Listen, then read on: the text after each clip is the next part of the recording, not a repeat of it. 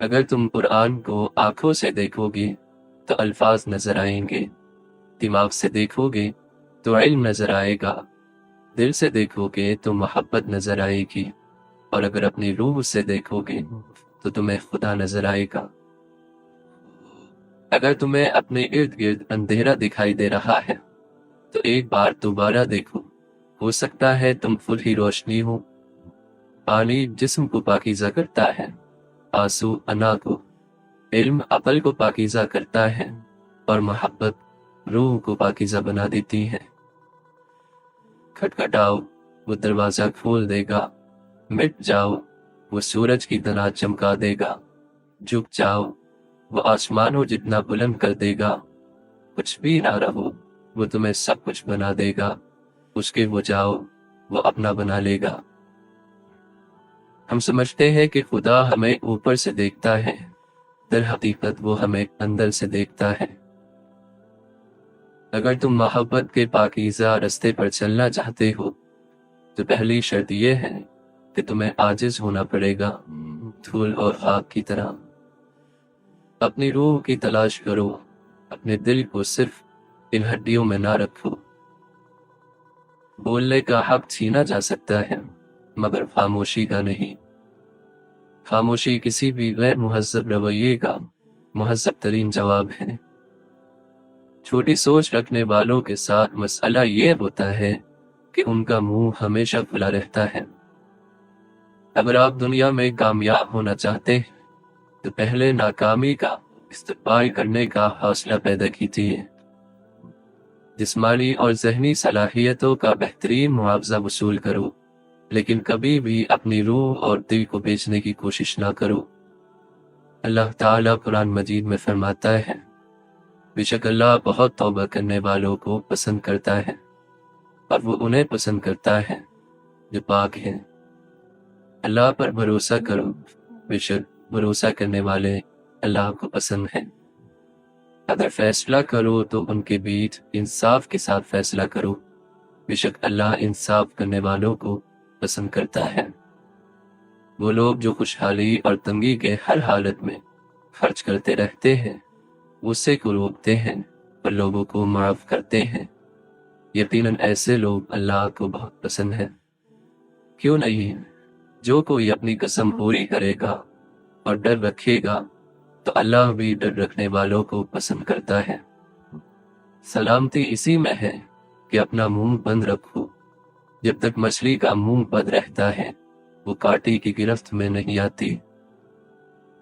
جو جتنی مشکلوں سے گزرتا ہے اس کی روح اتنی مضبوط ہو جاتی ہے۔ جس کا کردار جتنا مضبوط ہو اس کے گھاؤ اتنے زیادہ ہوتے ہیں۔ مشکلات کا پتھر تلاشنے کے بعد جو ہیرا نکلتا ہے وہ کامیابی ہے۔ عزت کمانا چاہتے ہو تو جتنا تمہارے پاس ہے اس سے کم دکھاوا کرو، اور جتنا علم رکھتے ہو اتنا کم بولو۔ پنجرے میں پیدا ہونے والے پرندوں کو لگتا ہے کہ اڑنا ایک بیماری ہے۔ اس دور کے لوگوں کی محبتیں نوافل کی طرح ہیں، ادا ہو گئی تو ٹھیک، ورنہ کون سی فرض تھی۔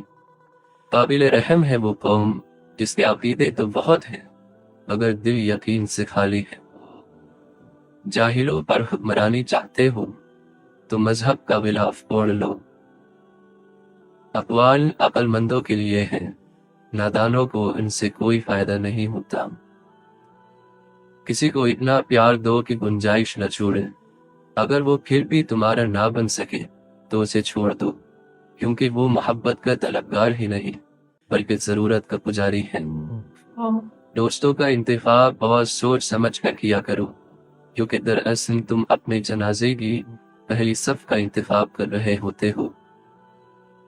اگر تم ضرورت مند کی مدد کرنے کے قابل ہو تو اسے ہمدردی کے چند بول بولنا کافی نہیں، بلکہ تم پر فرض ہے کہ اس کی مدد کرو۔ دوسروں کے حال سے واقف اور اپنے حال سے ناواقف ہونا حماقت ہے۔ اپنی آواز کے بجائے اپنے دلائل کو بلند کیجیے۔ پھول بادل کے گرجنے سے نہیں برسنے سے اگتے ہیں۔ اگر تو بیکار پتھر ہے تو کسی صاحب علم کے پاس بیٹھ، گوہر بن جائے گا۔ پھل نہ درخت کی ڈالی کو لگتا ہے نہ اس کے مضبوط تنے کو پھل لرزتی ہوئی آجز سی شاخ پر لگتا ہے۔ دوسروں کی مدد کرو حتیٰ کہ آپ کو یقین ہو کہ وہ بدلے میں آپ کو کچھ نہیں دے سکتا۔ بہت سے رشتے ختم ہونے کی ایک وجہ یہ بھی ہوتی ہے کہ ایک صحیح بول نہیں پاتا اور دوسرا صحیح سمجھ نہیں پاتا۔ ہر انسان اپنی زبان کے پیچھے چھپا ہوا ہے، اگر اسے سمجھنا ہے تو اسے بولنے دو۔ اپنوں کو ہمیشہ اپنے ہونے کا احساس دلاؤ، ورنہ وقت آپ کے اپنوں کو آپ کے بغیر جینا سکھا دے گا۔ ہر لکھی ہوئی بات کو ہر پڑھنے والا نہیں سمجھ سکتا، کیونکہ لکھنے والا احساس لکھتا ہے اور پڑھنے والا صرف لفظ پڑھتا ہے۔ اس خدا سے ڈرتے رہو جس کی صفات یہ ہے کہ اگر تم بات کرو تو سنتا ہے، اگر دل میں رکھو تو وہ جانتا ہے۔ کسی کی پہچان علم سے نہیں ہوتی بلکہ ادب سے ہوتی ہے، کیونکہ علم تو ابلیس کے پاس بھی بہت تھا لیکن ادب سے وہ محروم تھا۔ اچھے دوست آنکھ اور ہاتھ کی مانند ہوتے ہیں، جب ہاتھ کو تکلیف ہوتی ہے تو آنکھ روتی ہے، جب آنکھ روتی ہے تو ہاتھ آنسو پوچھتے ہیں۔ بولنے میں جلد بازی مت کریں، بولنے سے پہلے 1000 بار سوچیں اور بولنے کے بعد اس پر قائم رہیں، باکمال شخصیت بن جائیں گے۔ غلط سمت میں آپ پوری رفتار سے جاؤ تو بھی منزل نہیں ملے گی، مگر درست سمت میں اگر کچھوے کی چال سے بھی چلو تو بھی منزل میں ہی جائے گی۔ زندگی کسی کو مفت میں کچھ نہیں سکھاتی۔ جب آپ کہتے ہو کہ زندگی نے مجھے یہ سکھایا تو یقین کرو کہ آپ نے اس کی قیمت بھی ادا کی ہوگی۔ کچھ نہ کچھ عیب سب میں ہوتے ہیں، فرق صرف اتنا ہے کہ عقل مند اپنے عیب خود محسوس کر لیتا ہے، دنیا محسوس نہیں کرتی۔ بے وقوف اپنے عیب خود محسوس نہیں کرتا، دنیا محسوس کر لیتی ہے۔ مشین کو زنگ لگے تو پرزے شور کرنے لگتے ہیں، اور اگر عقل کو زنگ لگ جائے تو زبان فضول بولنے لگتی ہے۔